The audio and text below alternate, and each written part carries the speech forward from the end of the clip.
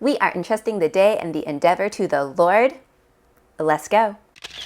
Welcome to my channel where I visit many good books but live in the Bible. My name is Sarah Christine, and today I would like to talk about A Gentleman in Moscow by Amor Towles. I picked this up a few years ago and have reread it over a dozen times since, so it is safe to say that A Gentleman in Moscow is one of my all-time favorites. Now, I cannot stress enough how much A Gentleman in Moscow must be read or audiobooked because Amor Towles' prose has to be known. I mean, I might have liked the TV adaptation if I hadn't known the wit and warmth of the novel, but as it was, I never made it past episode 3 because the TV show made me feel nothing, whereas the novel still makes me feel all the things. Over a dozen reads in, I still grin at Count Alexander Rostov, recipient of the Order of St. Andrew, member of the Jockey Club, and master of the hunt, getting rattled by a willowy actress. I still snicker at the Count fumbling his way through caring for a precocious 5 or almost certainly 6-year-old. I still snort over said child unleashing 3 very fresh geese in the midst of the Hotel Metropole's elites. I still get teary, not over onions, but over a collection of salt and bread, and I still feel that sharp and satisfying sense of rough justice when a character who is Dolores Umbridge level loathable gets locked at gunpoint in a closet. Truly, A Gentleman in Moscow is so vivid and woven into historical events that I felt Count Rostov really existed, and that his confinement in the Hotel Metropole wasn't a work of imagination, but was a biography of a 20th century aristocratic Russian. And I cannot recommend it enough. If you haven't read A Gentleman in Moscow, this novel follows Count Alexander Rostov, a Russian aristocrat who is one of the few not put up against the wall and shot by the Bolsheviks, but is instead put under lifelong house arrest in the Hotel Metropole, which is kind of the Moscow equivalent to the Ritz-Carlton. There, in an attic room the size of a train compartment, which was formerly used for servants, he will live out the remainder of his days with no hope of change. But as the Count's godfather was fond of saying, a man must master his circumstances or else be mastered by them. And His Excellency Count Alexander Rostov has no intention of blubbering or shrinking back in the face of adverse circumstances. No, he, like the peppered moth of Manchester, is going to adapt. What follows is a tale that spans decades, full of heart, humor, and history, wherein Count Rostov both gives and gets, as Andy Dufresne did in The Shawshank Redemption, an interactive education on the heights, depth, and breadth of the human condition, all while in confinement. And what I would like to talk about today are my 3 A Gentleman in Moscow takeaways, because there were several moments in this story that legitimately expanded my brain. My first takeaway is that there is a difference between being resigned to a situation and reconciled to it. 8 years into his imprisonment, Count Rostov is working as the head waiter of the hotel's fine dining establishment, the Boyarsky, when one night he is invited to dine one-on-one with a senior member of the Bolshevik Party, Osip Glebnikov. Osip, anticipating that Russia is about to take her rightful place on the world stage, wants the aristocratic Count to teach him how the global elite think, speak, and behave. For his part, the Count is more than willing to assist because as head waiter of the Boyarsky, he is at any guest of the hotel's service. But before they begin, he asks Osip on page 210, "If I may be so bold, Osip Ivanovich, what is it exactly that you do as an officer of the party?" "Let's just say that I'm in charge with keeping track of certain men of interest." "Ah, well, I imagine that becomes rather easy to achieve when you place them under house arrest." "Actually," corrected Glebnikov, "it is easier to achieve when you place them in the ground." The Count conceded the point. "But by all accounts," continued Glebnikov, "you seem to have reconciled yourself to your situation." As both a student of history and a man devoted to living in the present, I admit that I do not spend a lot of time imagining how things might otherwise have been. But I do like to think there is a difference between being resigned to a situation and reconciled to it. The Count's claim that there is a difference between being resigned to a situation and reconciled to it has lived rent-free in my brain ever since first reading it. But despite the fact that I grasped the Count's point and agreed with it, it wasn't until this most recent reread that I felt I understood the substance of the difference between resignation and reconciliation. And the aha moment came when I put Ossip and the Count's conversation in conversation with a game of hide and seek that the Count played 8 years later when he was out of the blue and unceremoniously promoted from head waiter to babysitter. Briefly, an old friend of the Count's, Nina Kulikova, turns up unexpectedly with her 5 or almost certainly 6-year-old daughter Sophia in tow, pleading with the Count to watch Sophia for a few weeks because Nina needs to go find her husband, who has been snatched and sentenced to corrective labor somewhere in the Russian East. The Count agrees, but having spent next to no time with kids, he is immediately out of his depth. I mean, this man really should have served in his church childcare ministry. That's all I'm going to say about that. However, once Nina departs and Sophia is in the Count's charge, the hotel seamstress Marina takes pity on him, gives him one of her thimbles, and tells him that children still have the ability to take the greatest pleasure in the simplest things, instructing him to use the thimble in a game of hide and seek. The Count follows Marina's instructions to a T, but after 2 rounds of the game where the Count hid the thimble and Sophia found it with embarrassing ease. What, like it's hard? Sophia declares that it is the Count's turn to seek. She takes possession of the thimble and, after extracting a promise from her uncle Alexander that he will not peek, she hides it. And the Count, doing his darndest, cannot find it. Page 256, this is midway through the Count trying to find the thimble. Occasionally, he would look back at Sophia in the hopes that she would give herself away by glancing at her hiding place, but she maintained an infuriatingly disinterested expression as if she hadn't the slightest awareness of the hunt that was underway, and all the while swinging her little feet back and forth. As a student of psychology, the Count decided he must attempt to solve the problem from his opponent's point of view. Just as he had wanted to take advantage of her limited height, perhaps she had taken advantage of his stature. Of course, he thought. The sound of moving furniture didn't have to mean that she was climbing up on a chair. It could have been her pulling something aside in order to hide something beneath it. The Count dropped to the floor and crawled like a lizard from the bookcase to the ambassador and back again. And still she sat there, swinging her little feet. The Count stood to his full height, banging his head against the slope of the ceiling. What's more, his kneecaps hurt from the hardwood floor and his jacket was covered in dust. Suddenly, as he looked a little wildly around the room, he became aware of a quietly encroaching eventuality. It was slinking slowly toward him like a cat across the lawn, and the name of this cat was defeat. Could it be? Was he, a Rostov, preparing to surrender? Well, in a word, yes. There were no 2 ways about it. He had been bested, and he knew it. Naturally, there would have to be a word or 2 of self-recrimination, but first he cursed Marina and the alleged pleasures of simple games. He breathed deeply and exhaled. Then he presented himself to Sophia as General Murat had presented himself to Napoleon, having let the Russian army slip through his grasp. "Well done, Sophia," he said. Sophia looked directly at the Count for the first time since he'd come into the room. "Are you giving up?" "I am conceding," said the Count. "Is that the same as giving up?" "Yes, it is the same as giving up." "Then you should say so." Naturally, his humiliation must be brought to its full realization.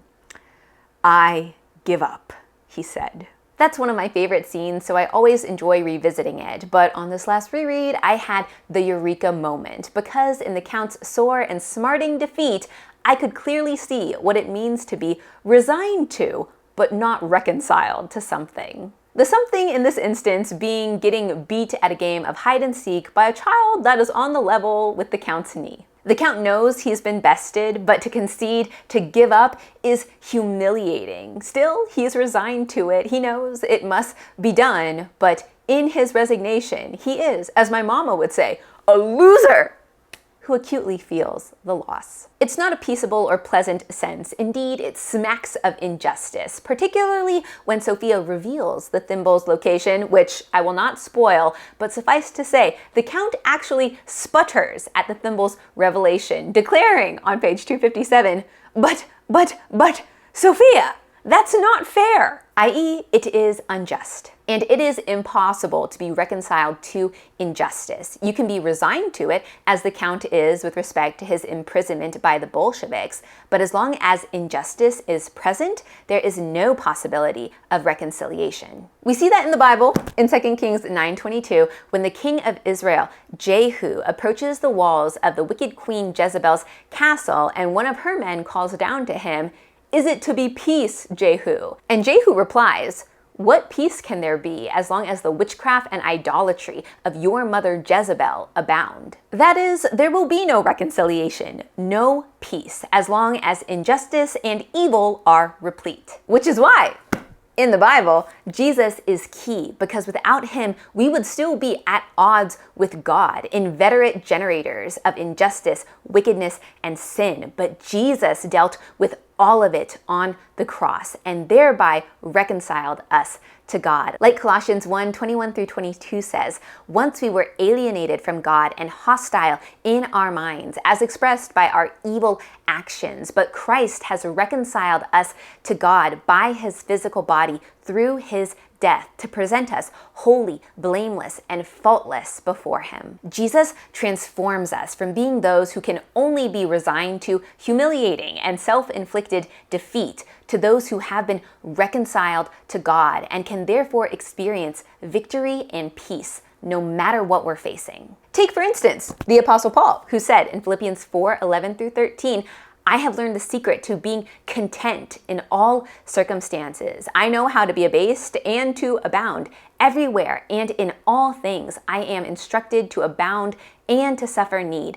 I can do all things through Christ who strengthens me." Verse 13 is of course a favorite of professional athletes, but Paul did not write that line while he was walking out to play in a Super Bowl. He actually wrote it while he was in prison under house arrest, and unlike Count Rostov, Paul was not in the Roman equivalent of the Ritz-Carlton. So how can Paul be content, not only in the midst of his imprisonment, but also in the face of anything that might next be thrown his way? It's because he's put his faith in Jesus, been reconciled to God, and received Christ's world-overcoming strength. It is on the basis of those realities that Paul can say, "I am content in all circumstances." And in fact, he later goes on to say in a letter he wrote to Timothy, this is 1 Timothy 6:6, that such contentment coupled with godliness is great gain. And in my opinion, therein is the key distinction between resignation and reconciliation. Resignation has to do with a sense of loss and defeat,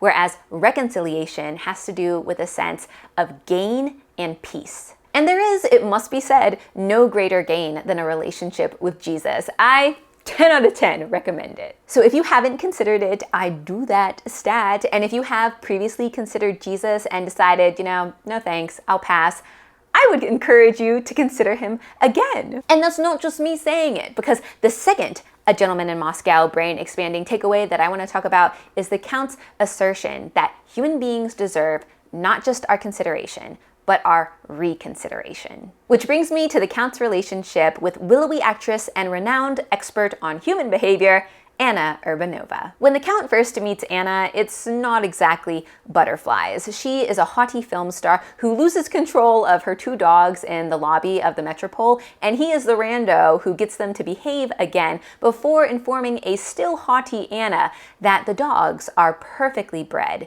She just can't handle them. Totally out of your league. It's not exactly a promising start to a grand romance. However, later that evening, the Count receives a note from Anna which says, page 117, "Please allow me a second chance at a first impression." They meet up for dinner in Anna's suite, and the Count acquires a new perspective on the woman he'd initially assessed as being stuck up and self-obsessed. Page 120. As she talked, the Count had to acknowledge once again the virtues of withholding judgment. After all, what can a first impression tell us about someone we've just met for a minute in the lobby of a hotel? For that matter, what can a first impression tell us about anyone? Why, no more than a chord can tell us about Beethoven or a brushstroke about Botticelli.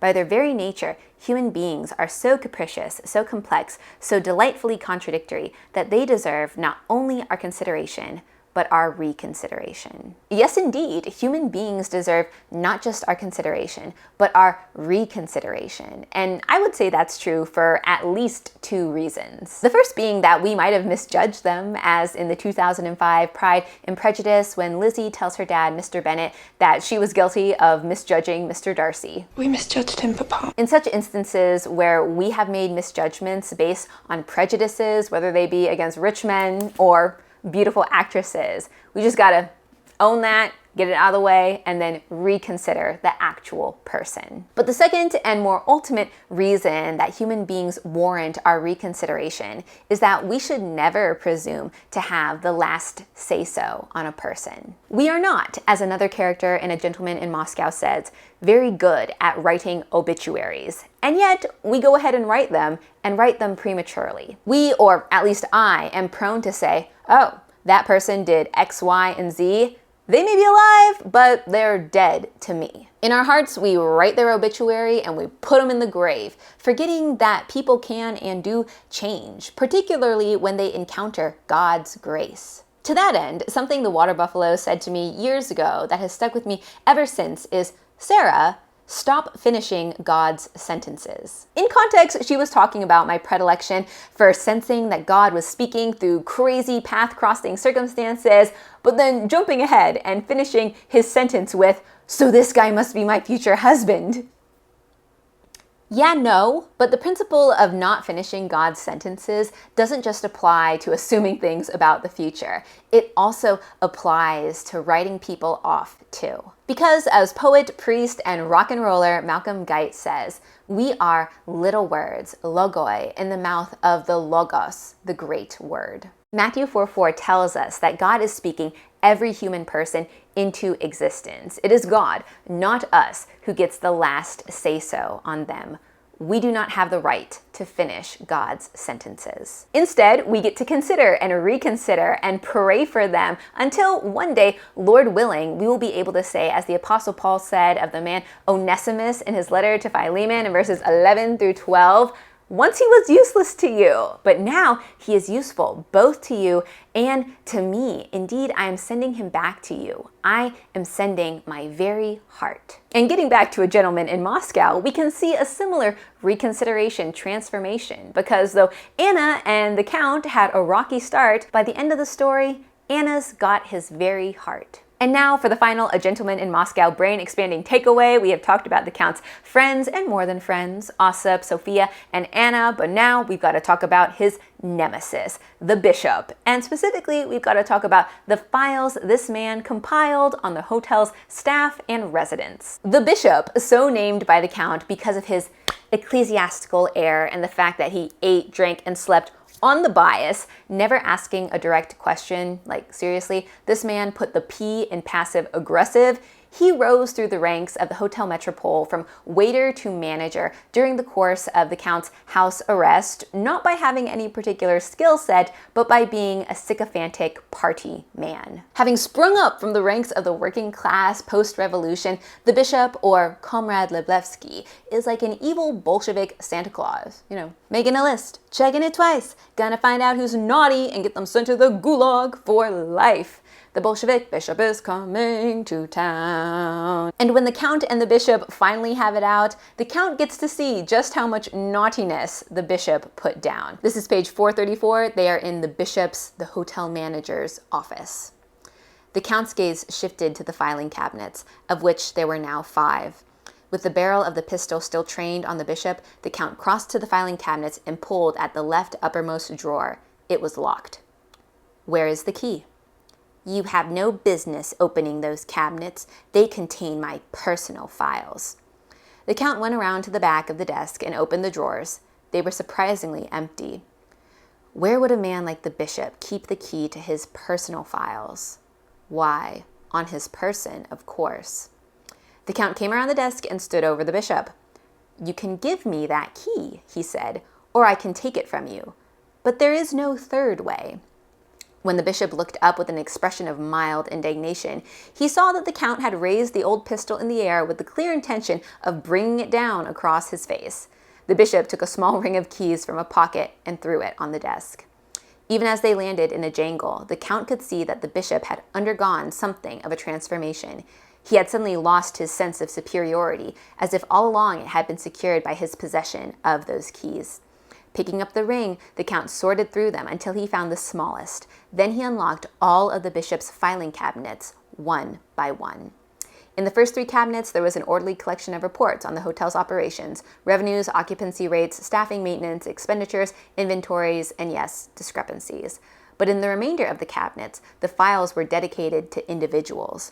In addition to the files on various guests who had stayed in the hotel over the years, in alphabetical arrangement were files on members of the staff. On Arkady, Vasily, Andrei, and Emil, even Marina. The count needed no more than a glance at them to know their purpose. They were a careful accounting of human flaws, noting specific instances of tardiness, impertinence, disaffection, drunkenness, sloth, desire.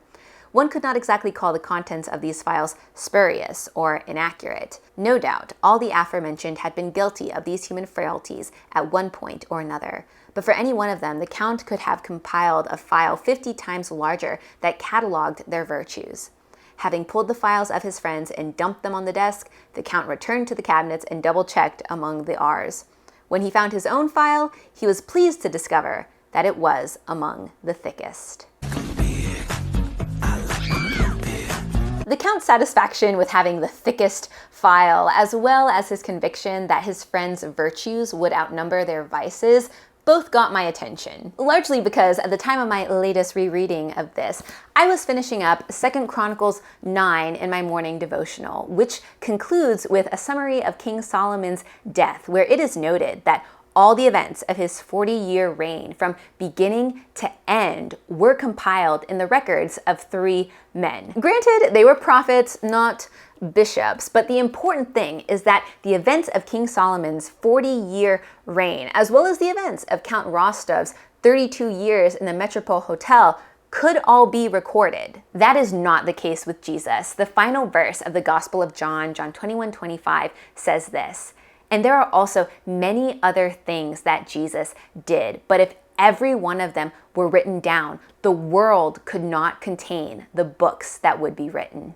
Jesus' earthly ministry lasted only 3 years, but in that time period, the record of all that he did would exceed the planet's pages and filing cabinets. The list of all he did simply would not fit. So, sorry, Count Rostov, but Jesus has you beat for thickness, and what's more, in Jesus, there would be absolutely no mention of any naughtiness. That is actually the craziest thing, that Jesus' record is pristine. There is no human flaw, no transgression to be found in Jesus' file. Even the bishop would have to say, as Pontius Pilate said in Luke 23:4, "I find no fault in this man." The same could not be said of King Solomon, wisest man in the Bible, or Count Alexander Rostov, recipient of the Order of St. Andrew, member of the Jockey Club, master of the hunt, or his friends. Like, all of them have flaws, all of them have transgressed. And much as Count Rostov wants to believe that virtue exceeds vice in the people he cherishes,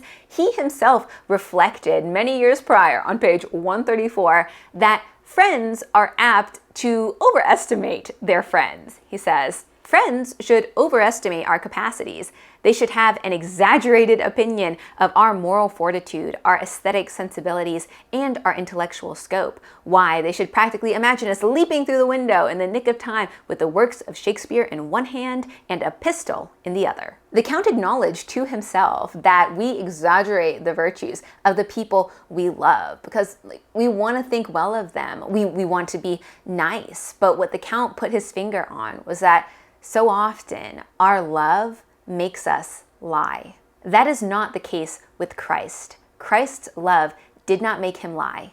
Christ's love made him die. We are told in 1 John 3:16 that this is how we have come to know love. He laid down his life for us. In the infinite and faultless record of Christ's good deeds, his greatest deed was Calvary, when he took on the weight and debt of every human flaw and said, "I got it. It's on me. I'll pay it all. Which is how we who have received and believed in Christ's atoning sacrifice can say, Jesus paid it all. All to him I owe. Sin had left a crimson stain. He washed it white as snow. And I mean, 20th century Russia knew a thing or two about crimson stains and the whiteness of snow. So we can add that to how a gentleman in Moscow relates to the gospel. Thank you so much for joining me today. I hope that this was edifying, encouraging, and entertaining, and I hope you will continue to join me as I visit many good books, but live in the Bible.